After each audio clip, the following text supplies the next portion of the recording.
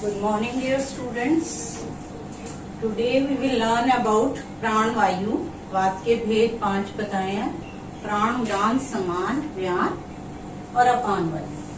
तो आज का लेक्चर है प्राण वायु पे.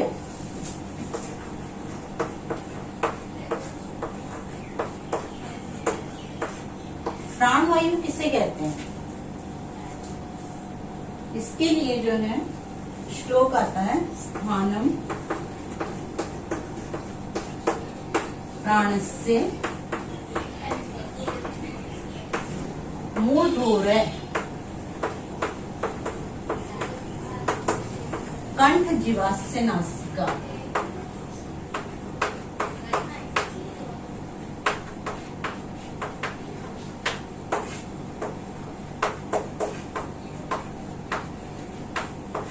शीर्णम श्वथुद्गारः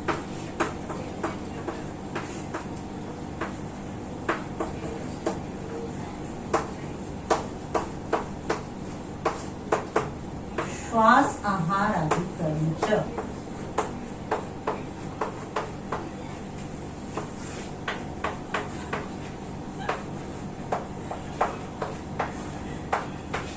चरक ने सभी वात के भेदों में 2 लाइन का श्लोक दिया है, जिसमें पहली लाइन में उसके स्थान बताए हैं, वात भेद के स्थान बताए हैं, और दूसरी लाइन में उसके कर्म बताए हैं.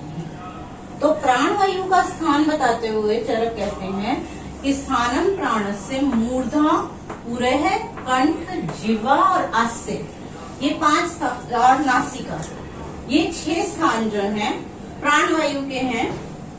मूर्धा, मूर्धा का मतलब होता है सिर, मस्तिष्क या ब्रेन. उर का मतलब चेस्ट रीजन, कंठ यानी कि नेक रीजन, जिह्वा टंग, आस्य मतलब मुख का एरिया, चेहरा जो है, नासिका.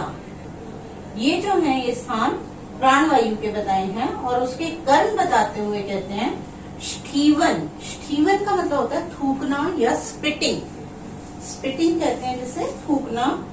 श्वथु मतलब छींकना, छींकना यानी कि स्नीजिंग. उद्गार, उद्गार डकार लेना या बेल्चिंग जिसे कहते हैं. श्वास, श्वास सांस लेना, प्राण वायु का कर्म बताया सांस लेना.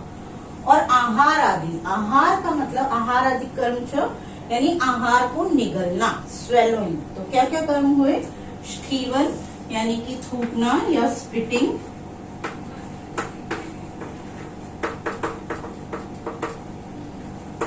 श्वथु छींकना,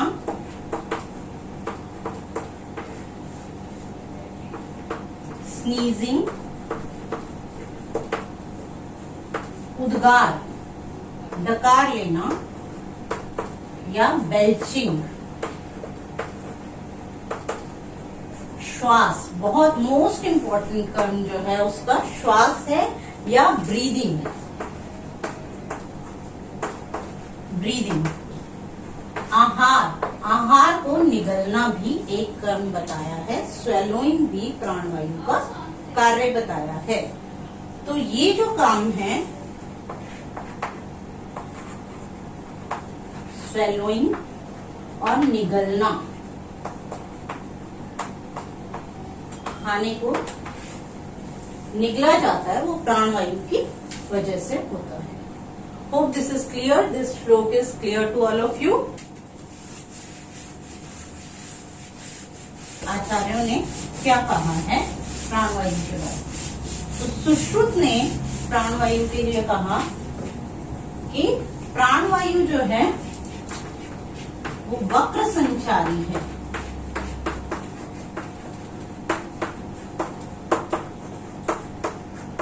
वक्र का मतलब होता है मुख, मुख का एरिया जो है दैट इज वक्र. तो मुख में जो विचरण करती है, मुख में विचरण करने वाली वात.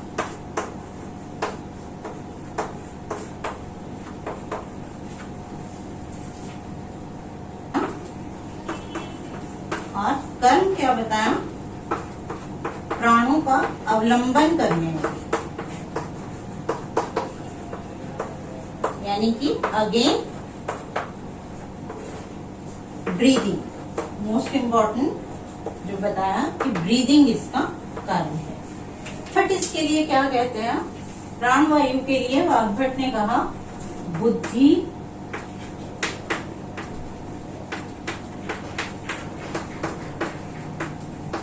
हृदय, चित्त, धृक, यानी कि बुद्धि में, ब्रेन में, हृदय और चित्त में रहने वाली जो वायु है वो प्राणवायु कहलाती है। तो बुद्धि, हृदय, चित्त, धृक ये मल्टीपल चॉइस क्वेश्चंस में भी आता है कि बुद्धि, हृदय, चित्त, धृक किसके लिए कहा गया है, प्राणवायु के लिए कहा गया है। किसने कहा है, वाग्भट ने कहा है।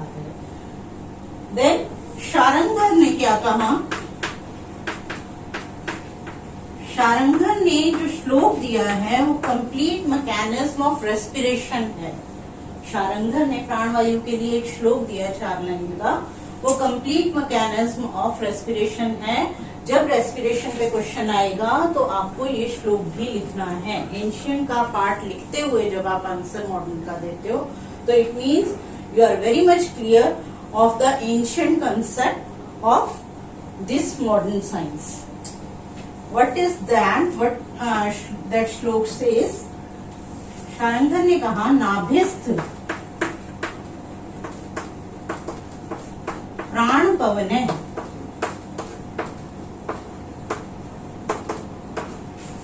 स्पृष्ट्वा हृत्कंपनांतरम। मैं इसे थोड़ा इधर करके लिखती हूँ ताकि क्लियर रहे, पूरी लाइन आ जाएगी।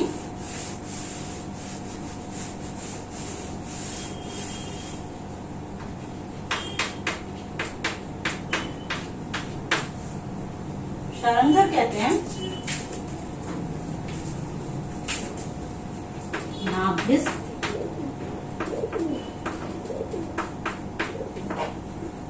प्राण पवन है स्पृष्ट्वा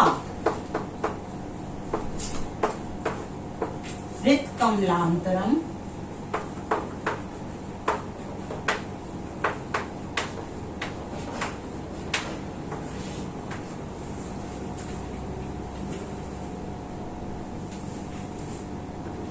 बहिर्विनिर्याति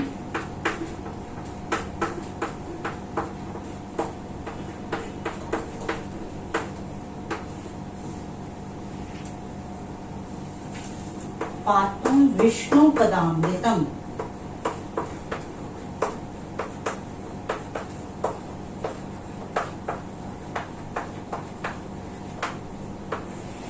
आगे कहा पीत्वा च अंबर पीयूषम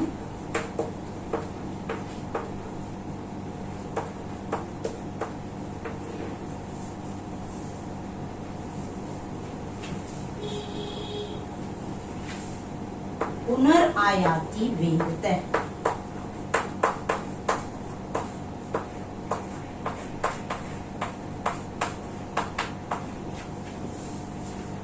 त्रीडयन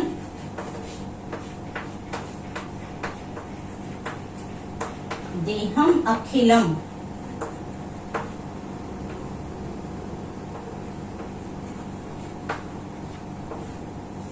देहम अखिलम जीवम च जठरानलम।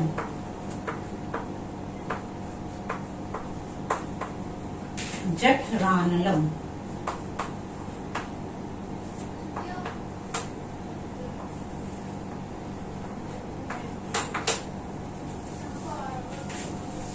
तो ये जो 4 लाइन का श्लोक दिया शारंगर ने, उन्होंने बोला नाभिस्थ प्राण पवन है, नाभि में रहने वाली प्राणवायु। आपको मालूम है वात का स्थान, पिछले लेक्चर में हमने बताया कि वात का जो स्थान है वो नाभि के नीचे का होता है। जनरलाइज्ड अगर देखें तो वात का स्थान नाभि के नीचे का है, लेकिन जो ये कहा गया कि सर्व शरीर चरास्तु, सभी दोषों के लिए कहा गया वात पित्त कफ के लिए कि वो सर्व शरीर चरास्तु है।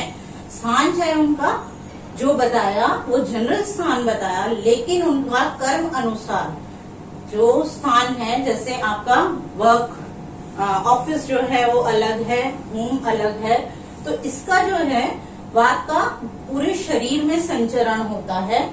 तो नाभि में स्थित जो प्राणवायु है वो स्पृष्ट्वा हृत कमलांतरम, अधोमुखी कमल के समान जो हमारा हृदय बताया गया है, हृदय को जो है आपने एनाटॉमी में पढ़ा होगा कि अधोमुखी कमल के समान उसकी शेप बताई गई है। तो अधोमुखी कमल का जो कमल समान जो हृदय है उसको स्पृष्ट करके, उसको स्पर्श करके, कितनी सुंदर व्याख्या की गई है कि उसको स्पर्श करके बहिर्विनिर्याति, बाहर को निकल जाती है। यानी कि नाभि में स्थित प्राणवायु हृदय को स्पर्श करते हुए, अधोमुखी कमल रूपी हृदय को स्पर्श करते हुए, सॉरी यहाँ कंठात भी लिखिए, कंठ से बाहर निकलती है। कंठात बहिर्विनिर्याति, कंठ से बाहर निकलती है। ठीक है, तो this is the way of expiration. आप एक्सेल कर रहे हो, this is the mechanism, complete mechanism of respiration. तो यहाँ तक एक्सपीरेशन हुआ। किस लिए बाहर निकलती है? पातुम विष्णु पदामृतम, विष्णु पद अमृत को पीने के लिए। विष्णु जो कि स्वर्ग में रहते हैं, उनके पैर जो हैं एटमॉस्फेयर में जहाँ हैं, वहां जो एटमॉस्फेरिक एयर है उसे अमृत कहा। एटमॉस्फेरिक एयर में 21% ऑक्सीजन होता है, उसे हमने अमृत कहा है। तो पातुम विष्णु पदामृतम, बाहर निकलती है ये वायु किसको लेने के लिए? एटमॉस्फेरिक एयर को, जिसमें कि 21% ऑक्सीजन है। Pure oxygen is not the amrit, वो हार्मफुल होता है। तो जो 21% ऑक्सीजन वाला एटमॉस्फेरिक एयर है उसको पीने के लिए बाहर निकलती है। पीतवा, पीतवा मतलब पीकर, पीतवा च अंबर पीयूषम, पीयूष फिर से अमृत को कहा गया।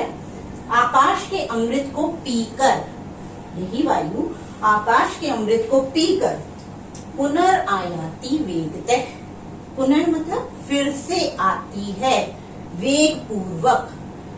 वेग पूर्वक क्यों कहा? एक्टिवली आती है। जब आगे मैं अभी आपको मैकेनिज्म ऑफ रेस्पिरेशन पढ़ाऊंगी तो आपको समझ में आएगा कि inspiration is the active process and expiration is the passive process. तो एक्टिवली वो अंदर को आती है। आके फिर क्या करती है? प्रीडयम देहम अखिलम, पूरे देह का, पूरे शरीर का प्रीड़न करती है। जीवम च जठरानलम, जीवात्मा का और जठराग्नि का, यानी कि पूरे शरीर का, जीवात्मा का और जठराग्नि का प्रीड़न करती है, पोषण करती है, नरिश करती है। Is it clear? कितनी सुंदर व्याख्या की है शारंगधर ने। समझने लगे इस चीज को तो हमें बहुत अच्छा लगेगा कि जो है एक्सपीरेशन और इंस्पिरेशन को बहुत ही अच्छे तरह से शारंगधर ने बहुत पहले ही समझा दिया था। Is it clear to all of you? चलिए अब हम इसका मॉडर्न कंसेप्ट समझते हैं। प्राणवायु दूषित हो जाए तो इसका श्वास जैसे रोग उत्पन्न होते हैं, ऐसा भी कहा है सुश्रुत ने। मॉडर्न कंसेप्ट समझते हैं। प्राणवायु तो क्या हुई? बेसिकली प्राणवायु जो है nervous regulation, nervous regulation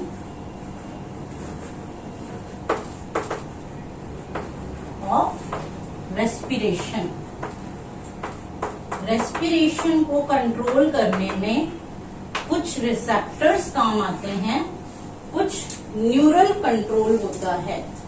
respiration control जो है वो न्यूरल कंट्रोल भी होता है, केमिकल कंट्रोल भी होता है और कुछ रिफ्लेक्सेस भी होती हैं। तो जो न्यूरल कंट्रोल है रेस्पिरेशन का, that is because of this प्राणवायु। तो इसको समझते हैं। पहले मैकेनिज्म को समझ लेते हैं।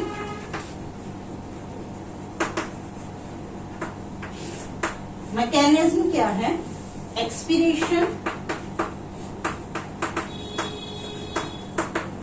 And inspiration. आई थिंक वो क्लियर नहीं है। एक्सपीरेशन क्या है?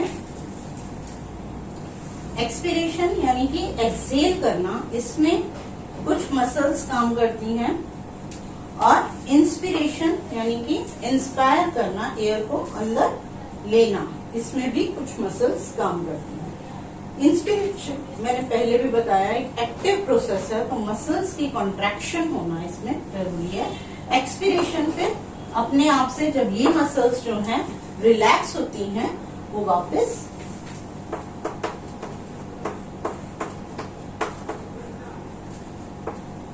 Inspiration is active process. कौन कौन सी मसल्स काम करती हैं? इंस्पिरेशन में प्राइमरी मसल्स जो हैं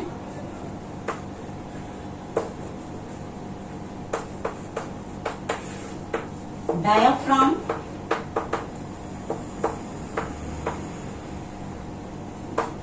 and external intercostal muscles. Intercostal किसे कहते हैं? एनाटॉमी में पढ़ा होगा आपने। इंटरकॉस्टल का मतलब, कॉस्टल मतलब होता है, कोस्टल कहीं भी वर्ड आ रहा है मीन्स रिब्स हैं, और इंटरकॉस्टल मतलब दो रिब्स के बीच में जो पतली सी छोटी छोटी मसल्स हैं, वो सारी मसल्स इंटरकॉस्टल मसल्स कहलाती हैं। जिस तरह से ये रिब्स के बीच में जो मसल्स हैं, these are called intercostal muscles. तो एक्सटर्नल इंटरकॉस्टल मसल्स जो हैं वो इंस्पिरेशन में काम करती हैं, और डायाफ्राम सबसे ज्यादा इफेक्टिवली डायाफ्राम काम करता है। डायाफ्राम का क्या काम होता है? थोरैसिक कैविटी और एब्डोमिनल कैविटी को अलग करता है। It is like dome shape, यहाँ ये डोम शेप का होता है। जब इंस्पिरेशन करनी होती है तो डोम शेप डायाफ्राम जो है वो कॉन्ट्रैक्ट करके खिंच जाता है और फ्लैटेंड हो जाता है।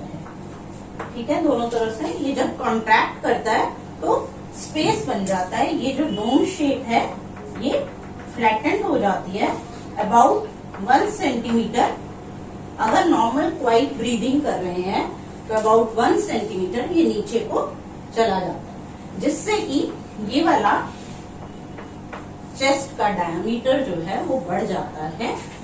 वॉल्यूम जो है लंग्स का, वो कैपेसिटी बढ़ जाती है, क्योंकि डायफ्राम कॉन्ट्रैक्ट होके नीचे हो गया, फ्लैटेंड हो गया। जब फोर्सफुल ब्रीदिंग की जाती है तो ये और भी ज्यादा स्ट्रेच हो जाता है। 1 सेंटीमीटर की बजाय ये 4, 5, यहाँ तक कि 10 सेंटीमीटर तक नीचे चला जाता है। तो ये वाला डायमीटर जो है बढ़ गया। एक्सटर्नल इंटरकॉस्टल मसल्स का क्या काम होता है कि ये मसल्स जब कॉन्ट्रैक्ट होती हैं तो रिब्स को आगे की तरफ ऐसे खींचती हैं। ठीक है, कॉन्ट्रैक्ट हुई, ये दो रिब्स के बीच में जो है ये मसल है, ये कॉन्ट्रैक्ट हुई तो रिब्स जो है वो आगे की तरफ और ऊपर की तरफ, upward and front side, front end upward, इस तरह से, जिसे कि बकेट मूवमेंट भी कहते हैं। जैसे बाल्टी को आप जो है हैंडल से जब उठाते हो तो जिस तरह से वो बाल्टी का हैंडल उठाते हैं आप, इसका मतलब अपवर्ड एंड फॉरवर्ड मूवमेंट जो है वो बकेट हैंडल मूवमेंट की तरह इसकी मूवमेंट्स होती हैं, और ribs upward and forward movement करती हैं। इस वजह से जो चेस्ट का एंट्रोपोस्टीरियर डायमीटर है वो भी बढ़ जाता है। Is it clear? तो ये जो है ये इंस्पिरेशन के प्रोसेस में वॉल्यूम बढ़ गया। इसी दौरान जो है यहाँ का प्रेशर जो है चेस्ट कैविटी का प्रेशर कम हो जाता है, एटमॉस्फेरिक प्रेशर ज्यादा होता है, तो ज्यादा से कम की तरफ फिर मूवमेंट हो जाती है एयर की। तो this is the process of inspiration. और अगर फोर्सफुल इंस्पिरेशन की जाती है तो कुछ जो है एक्सेसरी मसल्स भी काम करती हैं। Accessory muscles, for example accessory muscles में आती हैं स्कैलीन मसल, स्टर्नोमेस्टॉइड मसल, पेक्टोरल मसल। ये जो मसल्स हैं तब ये भी जो है काम करती हैं और फोर्सफुल इंस्पिरेशन कराती हैं। Scalene, sternomastoid and pectoral muscles. Now comes expiration. जैसे कि मैंने पहले भी बताया कि expiration is a passive process. जब ये मसल्स कॉन्ट्रैक्ट करना बंद कर देती हैं, जब वॉल्यूम फिल हो गया, एटमॉस्फेरिक और लंग वॉल्यूम जो है वो बराबर आ गया प्रेशर, तो तब ये वापस जो है रिलैक्स कर जाती हैं रिलैक्स होते ही अपनी शेप में आ जाएगा, ये वाला डायमीटर कम हो जाएगा, ये रिलैक्स होंगी तो एंट्रोपोस्टीरियर डायमीटर भी कम हो जाएगा। इस वजह से जो है यहाँ का प्रेशर अब बढ़ जाएगा और बाहर का प्रेशर कम होगा। बढ़ते ही this is the passive process, अंदर से कार्बन डाइऑक्साइड है वो बाहर निकल जाएगी। ठीक है। एक्सपीरेशन में जो मसल्स काम करती हैं उनमें लिखिए प्राइमरी मसल्स जो हैं एक्चुअली जो है वो फोर्सफुल, जब फोर्सफुल की जाती है एक्सपीरेशन तब कुछ मसल्स जो हैं वो अपना रोल प्ले करती हैं। उनमें प्राइमरी मसल्स में आता है इंटरनल इंटरकोस्टल मसल्स, ये एक्सटर्नल थी। जब फोर्सफुल एक्सपीरेशन होती है तो इंटरनल इंटरकोस्टल मसल्स आती हैं और कुछ एसेसरी मसल्स में रेक्टल एब्डोमिनिस, ट्रांसवर्स एब्डोमिनिस, ये मसल्स जो हैं रोल प्ले करती हैं। चलिए ये तो हुआ मैकेनिज्म। इसमें जो है एक डायग्राम साइड में शो हो रहा है, वो क्लियर हो जाएगा आपको कि किस तरह से जो है इसका मूवमेंट होती है। अच्छा, रेगुलेशन बता रहे थे हम, नर्वस रेगुलेशन ऑफ रेस्पिरेशन।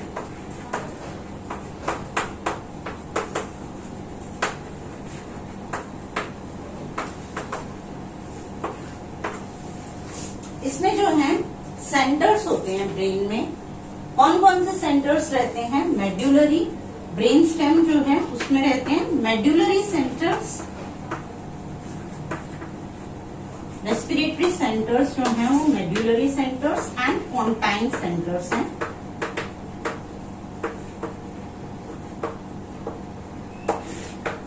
जो कि मेड्यूलरी यानी मेड्यूलर में जो है, मेड्यूला ऑब्लोंगेटा में जो सेंटर्स हैं वो दो तरह के हैं, जिन्हें कि डीआरजी एंड वीआरजी कहा जाता है।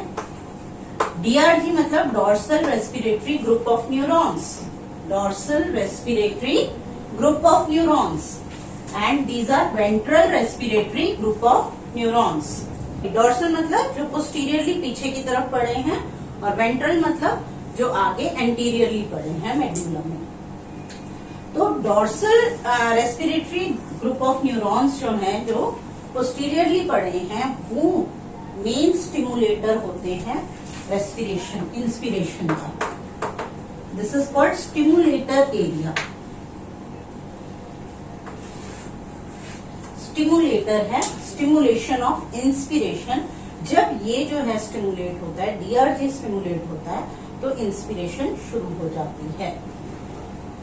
वीआरजी क्या है? Ventral respiratory group of neurons. इसमें जो है इंस्पिरेशन का पहले जो है ये कहा जाता था कि ये जो है एक्सपिरेटरी सेंटर है। This is the inspiratory centre. इसका डायग्राम साइड में शो हो रहा है, आपको पता चल जाएगा। और वीआरजी को पहले एक्सपिरेटरी सेंटर कहा जाता था, लेकिन ऐसा नहीं है। बाद में रिसर्चेस जो हुई उससे पता चला कि this is inspiratory as well as expiratory centre. दोनों ही काम करता है, करवाता है, but during forceful breathing. This works during quiet breathing, but this works during forceful breathing.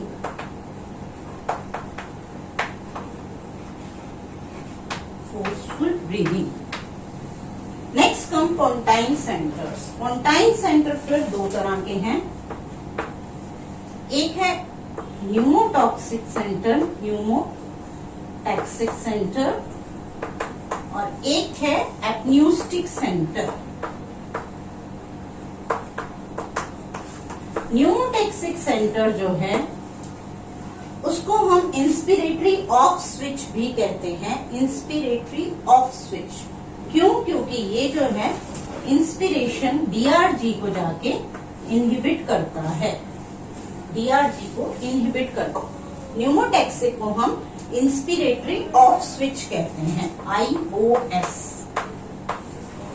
या साथ ही इसको जो है हम ये भी कह सकते हैं कि ये जो है रेट ऑफ ब्रीदिंग को बढ़ाने में या मेंटेन करने में हेल्पफुल रहता है। अदरवाइज इंस्पिरेशन ही होती रहेगी, ये डीआरजी जो है स्टिमुलेट करता है इंस्पिरेशन को, इमीडिएटली जो है इंस्पिरेटरी ऑफ स्विच आके इसको ऑफ कर देता है, स्विच ऑफ कर देता है और ये इंस्पिरेशन बंद करता है।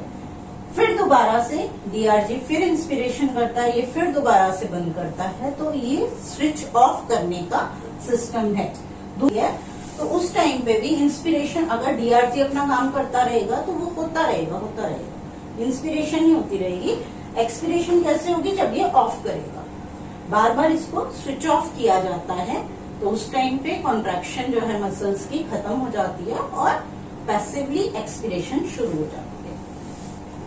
Then comes apneustic centre. Apneustic centre जो है ह्यूमंस में क्वेश्चनेबल है इसका रोल, लेकिन फिर भी इसमें जो है बेसिकली काम क्या करता है, ये इनहिबिट करता है न्यूमोटैक्सिक सेंटर को।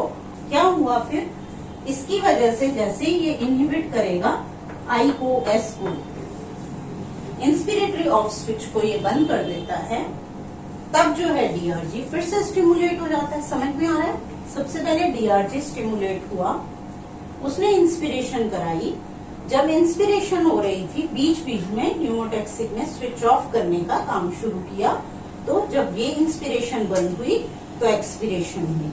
अब एक्सपिरेशन हो गई, दोबारा एपन्यूस्टिक सेंटर ने क्या किया, इसको इनहिबिट कर दिया आईओएस को कि अब स्विच ऑफ नहीं करना है, वापस हो जाओ तुम। इसको इनहिबिट करते ही डीआरजी फिर से स्टिमुलेट हो गया और ये तो अपना काम फोर्सफुल ब्रीदिंग में करेगा ही। Is it clear? I hope I am very much clear about the mechanism of respiration as well as the nerve control of the respiration. तो ये सब जो है प्राणवायु में आपको समझने की जरूरत है। प्राणवायु का चैप्टर आज क्लियर।